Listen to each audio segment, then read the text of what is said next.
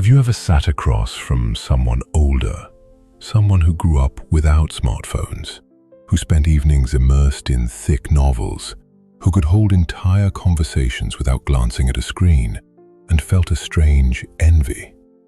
You might have noticed how they recall details effortlessly, how their thoughts unfold in paragraphs rather than bullet points, how their attention feels unbroken.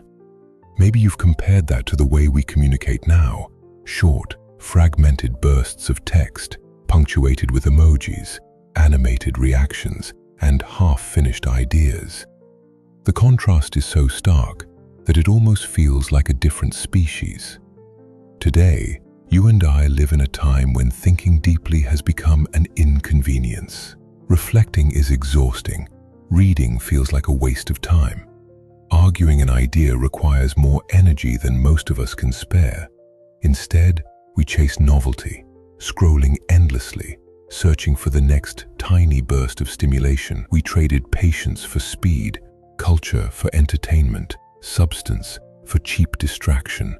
And the most unsettling part, we've started to believe this is normal, maybe even inevitable. But it isn't. What's happening isn't just a harmless shift in habits. It's a silent epidemic, an intellectual decline, a widespread idiocracy that seeps into every corner of our lives. In this video, we're going to examine how it happened, why it matters, and what you can do to reclaim your mind in a world determined to keep you from using it. 2016. It was a year that looked ordinary from the outside, but something irreversible began to take shape.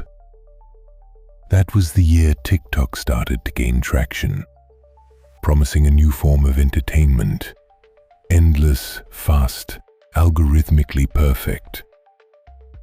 Before then, social media already kept us distracted, but it still pretended to be about connection. Facebook was a place for updates and photos. Instagram was a gallery.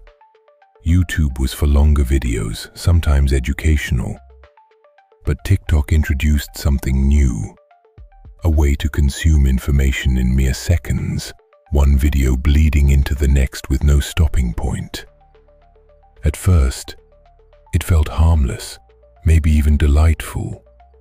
A 15-second dance, a funny skit, a hack to clean your sink. But underneath it was a turning point, a reprogramming of how our brains handle novelty and reward. It wasn't long before other platforms adapted. Instagram pivoted to Reels. YouTube launched Shorts. Even Facebook tried to keep up. The game had changed forever. From that moment on, every company in the attention economy raced to compress information into faster, shinier, more addictive fragments. Researchers began to notice the impact almost immediately. Studies from Norway, the UK, and the US confirmed that the average attention span, which had already been shrinking, started to collapse. The decline wasn't just about distraction. It affected how we learn, how we remember, and even how we think. Let's pause to understand attention itself. Your attention is a finite resource. In the early 2000s, psychologists described it as spotlight attention. You could focus it on something meaningful and keep it there. But over the last decade, this spotlight has been fractured into 1,000 splinters. Researchers at Microsoft found that by 2015, the average attention span of an adult had dropped to just 8 seconds, shorter than a goldfish's. You've probably seen that statistic before, but what fewer people realize is why this matters so much. When you can't sustain attention, your brain becomes incapable of forming lasting memories. You can't engage in complex reasoning. You struggle to weigh consequences and resist impulses. You lose the ability to synthesize information and generate your own insights. Think about your own life. When was the last time you finished reading a long article without switching tabs? The last time you watched an hour-long lecture without reaching for your phone. The last time you sat alone with your thoughts, truly alone, without music, podcasts, or notifications. It's uncomfortable to admit how rare those experiences have become, but this discomfort is exactly why we must talk about it. Because a life without focus is a life without depth. To understand how much we've lost, we need to look back. Imagine a young person growing up in the 1970s. No smartphones, no constant pings. When they wanted to know something, they had to look it up in an encyclopedia or ask someone who knew. That process took effort, but it also built patience. Books were not optional. They were the primary vehicle for learning. The pace of life was slower. It was common to spend entire evenings reading a novel or discussing philosophy with friends. Even television was limited to a few channels and finite programming. It's tempting to dismiss this as nostalgia, but it isn't nostalgia, it's evidence. During that time, the average reading comprehension of teenagers was significantly higher. IQ scores, particularly in reasoning and verbal ability, were climbing. Researchers called it the Flynn effect, the steady rise in measured intelligence over generations. But that rise plateaued and eventually reversed.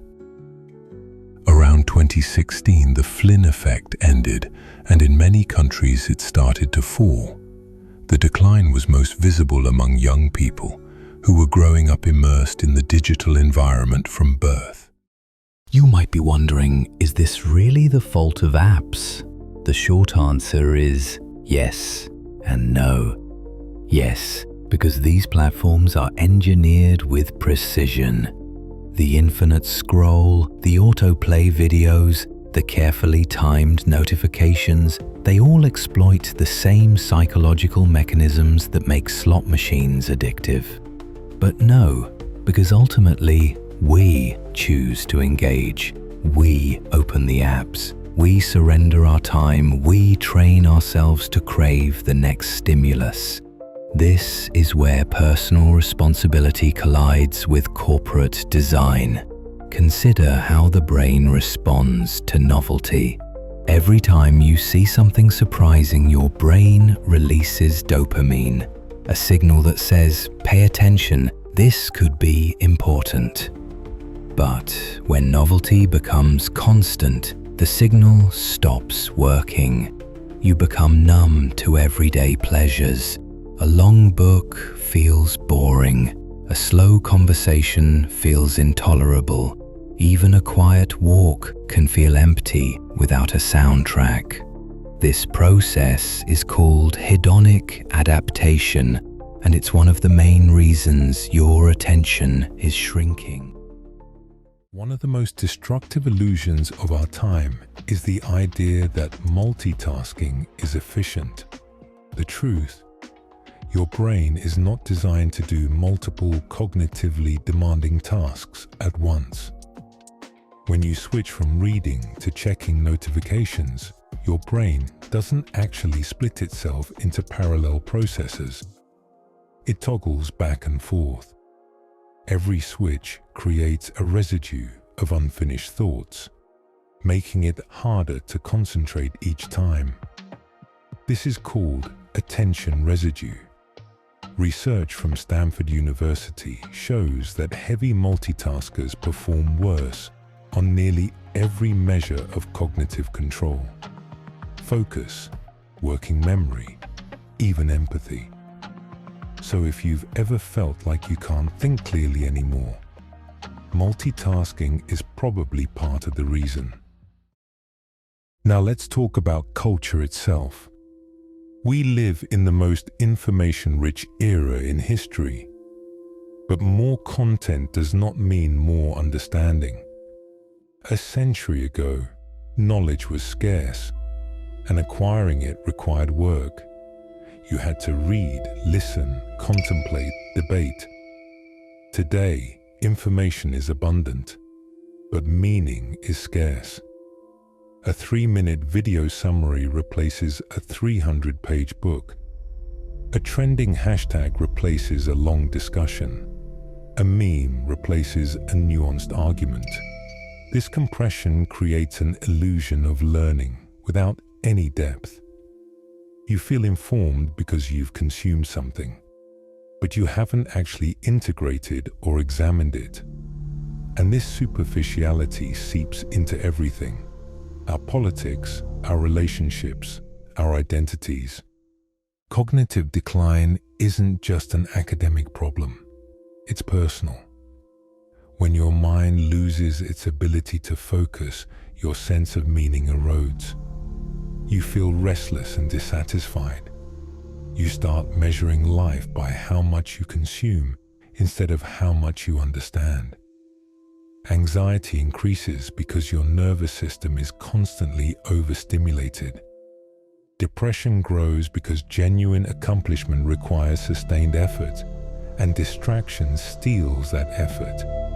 Many people don't realize that emotional suffering is often rooted in cognitive overload. Can we reserve this? The hopeful answer is yes. The brain is neuroplastic. It can be retrained, just as it was conditioned to be distracted. But rewiring your attention takes time and discipline. Here are some strategies proven to help. Create phone-free spaces, like your bedroom or dining table. Schedule deep work, uninterrupted blocks of time to think or create. Read physical books, even 10 pages a day. Practice single tasking, one thing at a time. Embrace boredom. Sit quietly, without stimulation. These steps might feel uncomfortable, but discomfort is exactly the point. It's the sign that your mind is healing. Now think about this. What kind of person do you want to be in 20 years? Do you want to look back and realize you spent your best years scrolling endlessly, passively consuming what algorithms fed you? Or do you want to remember that you rebuilt your capacity for focus, reflection, and wisdom? Skills that no technology can replace. If this video resonated with you, share it.